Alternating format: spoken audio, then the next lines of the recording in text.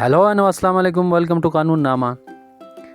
आज के video lecture में हम powers of the court chapter number 3 जो कि पार्ट 2 का चैप्टर है, चैप्टर नंबर 2 एंड 3 2 हमने कंप्लीट किया पिछले लेक्चर में। आज हम चैप्टर नंबर 3 स्टार्ट करेंगे। इसमें क्या पढ़ेंगे? चैप्टर नंबर 3 में पावर्स ऑफ कोर्ट्स। इस चैप्टर को फर्दर 3 पार्ट्स में डिवाइड किया गया है। पहला पार्ट है A, description of offences cognizable by each court. B क्या है? सेंटेंस विच में be passed by various courts. C क्या है?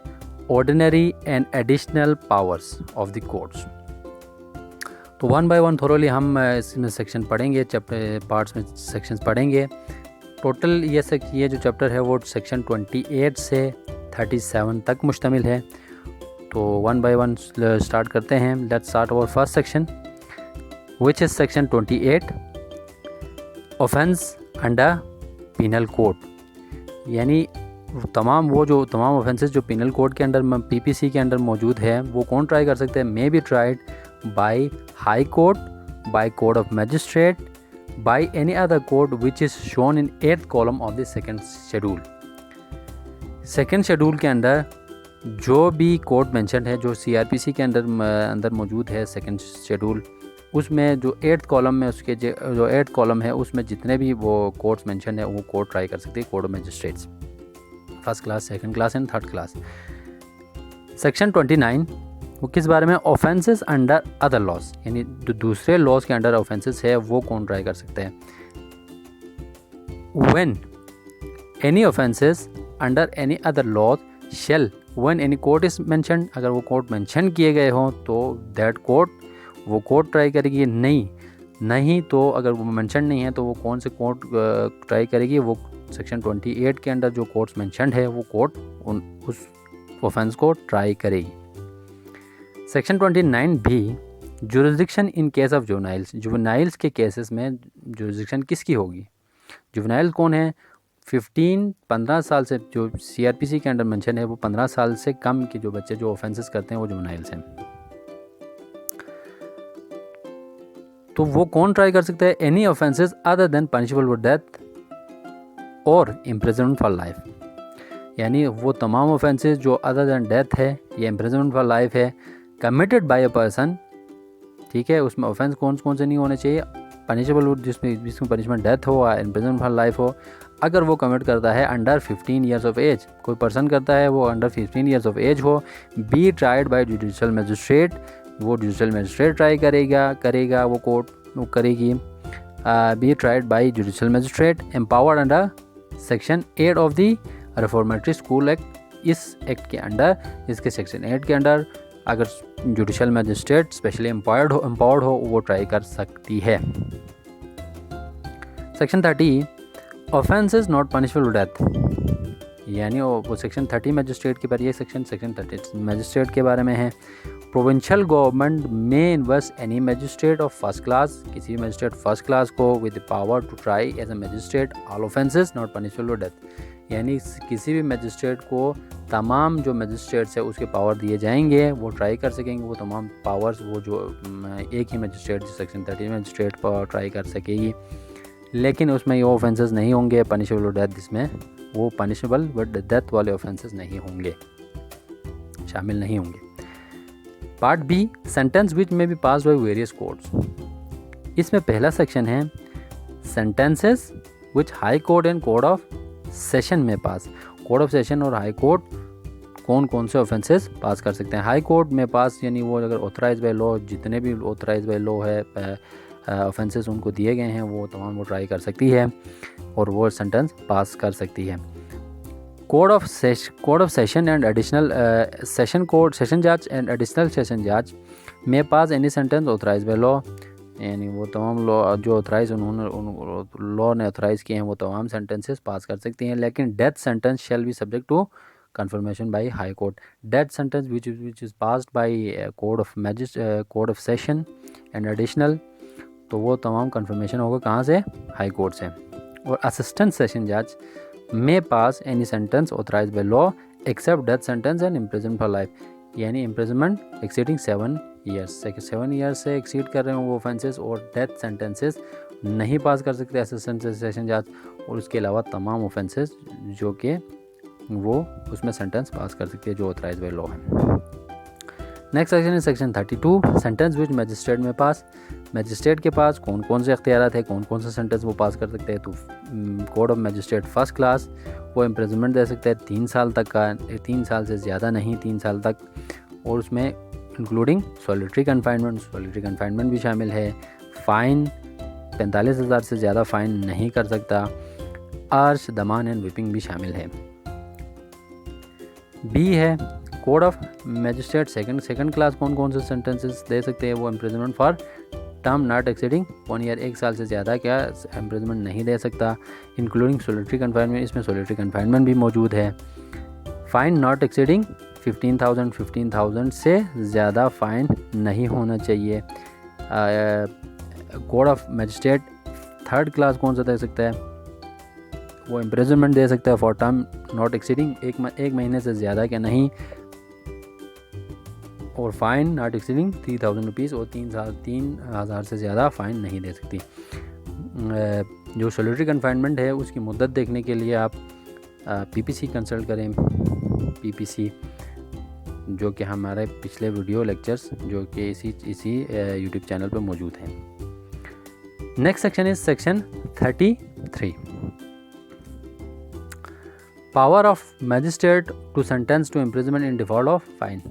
मजिस्ट्रेट की power in default of payment of fine दे सकता है, मजिस्ट्रेट की पावर है ये।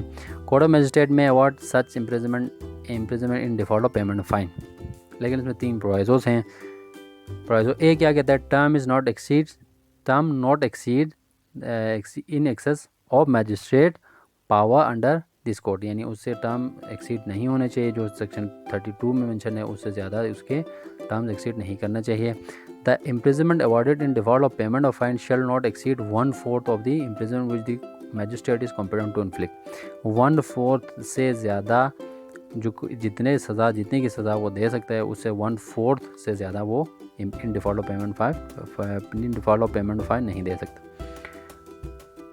The imprisonment awarded under this section is in addition to substantive imprisonment, यानी ये किस तरह से दिया जाएगा, ये in addition to the substantive imprisonment जो कि सेक्शन 32 के अंडर उसको दिए गए हैं, उससे एडिशन होगा इन default of payment of fine. इसके लिए आप सेक्शन 67 पीपीसी ज़रा कंसल्ट करें, ज़रा उसको ज़रा रीड आउट करें to strengthen this section. Section 34 किस बारे में, higher power of certain magistrate. Higher power यानी सेक्शन 30 मजिस्ट्रेट के हायर पावर्स की बात हो रही है। वो कौन से हैं, the code of magistrate specially import under section 30 may pass any sentence authorise by law. ठीक है, वो दे सकते हैं कोई भी सज़ा, लेकिन एक्सेप्ट डेथ सेंटेंस और इम्प्रिजनमेंट एक्सीडिंग 7 ईयर्स, 7 साल से ज़्यादा, और डेथ सेंटेंस के अलावा तमाम सज़ाएँ दे सकता है, पावर्स है उसके पास।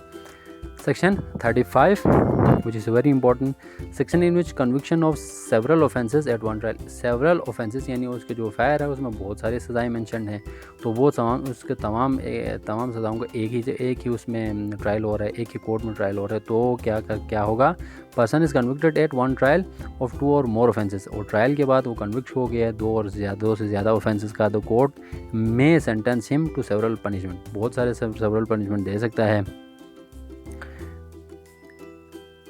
अच्छा, द पनिशमेंट उसमें the nature of the punishment किस तरह का होगा, अगर वो punishment several offences at one trial दिए हों तो वो या कंसेक्टिवली रन करेगा या कंकरेंटली। कंसेक्टिवली से मुराद क्या है कि एक के बाद दूसरा, एक सज़ा ख़त्म होने के बाद दूसरे की सज़ा, यानी अगर उसको 7 साल की सज़ा हुई है और 2-3 साल की दूसरे ऑफेंसेस के अंडर 3 साल की सज़ा हुई है, तो पहले 7 साल का सज़ा ख़त्म होगी, फिर 3 साल।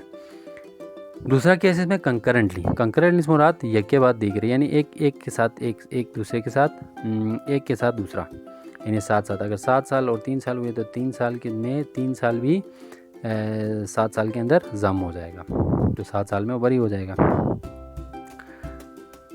इसका सब क्लॉज 2 है, सब सेक्शन 2 है, वो क्या कहता है कि अगर वो सेंटेंस मतलब उससे मजिस्ट्रेट अगर ज़्यादा उसकी एक्सीड हो रही है, सेवरल ऑफेंसेस का एक ही ट्रायल कोई कन्विक्शन हुई है, ट्रायल हो गया, कन्विक्शन हुई, तो उसके जुरिस्डिक्शन ऑफ जो पनिशमेंट है उससे एक्सीड कर रहा है, तो उसके लिए ये ज़रूरी नहीं है कि वो किसी हायर कोर्ट को ट्रायल के लिए भेज दें इस सेंटेंस को, लेकिन वो खुद कॉम्पिटेंट है, वो खुद कर सकता है। अच्छा, मैक्सिमम टर्म ऑफ पनिशमेंट कितनी है इसमें? मैक्सिमम टर्म ऑफ पनिशमेंट ये बता रहा है कि in no case shall such person be sentence to imprisonment for longer than 14 years. 14 साल से ज़्यादा कोई भी सज़ा नहीं देंगे। 14 साल यानी 14 साल हद इसकी इतनी है, अगर several offences act on trial हो रहे हो तो वो 14 साल से ज़्यादा की सज़ा नहीं देगा। If tried by magistrate try कर रहे हो तो एग्रीगेट पनिशमेंट कितनी होनी चाहिए? Shall not exceed twice the amount of punishment which is competent to inflict. ये चीज़ कम्पिटेंट के वो जितने भी सज़ा वो दे सकता है, जितनी मुद्दत की सज़ा मजिस्ट्रेट हो, फर्स्ट क्लास हो, सेकंड क्लास हो, थर्ड क्लास हो, जितनी उसके सेक्शन 32 के अंदर मेंशन है उससे दुगना दे सकता है, उससे ज़्यादा नहीं। अब moving on to part C, ordinary and additional powers. Ordinary and additional powers of the magistrate. Section 36 ordinary power of magistrate को डील करता है। All magistrate have the power conferred in third schedule which are ordinary. तीसरे schedule में जितने भी power दिए गए हैं वो तमाम CRPC के अंडर थर्ड शेड्यूल में जितने भी पावर दिए वो कौन से हैं? ऑर्डिनरी पावर्स हैं। उसके अलावा थर्ड सेक्शन 37 किस चीज़ को डील करता है? एडिशनल पावर्स ऑफ मैजिस्ट्रेट, यानी ऑर्डिनरी के अलावा एडिशनल पावर्स वो कौन से हैं? वो on the recommendation of high court provincial government में invest any magistrate with powers in fourth schedule. Fourth schedule के अंदर जो पावर्स हैं वो भी उसको इन्वेस्ट कर सकती है प्रोविंशियल गवर्नमेंट। ये सेक्शन 37 है और हमारा चैप्टर ये जो पार्ट है वो यहाँ पर एंड होता है। सेक्शन एस एंड्स है। नेक्स्ट वीडियो में हम अगला चैप्टर हम पढ़ेंगे। तो दैट्स ऑल। अगर आपको ये वीडियो अच्छी लगी है तो शेयर करें, लाइक करें, सब्सक्राइब करें और अपना बहुत सारा ख्याल रखें। Thank you so much.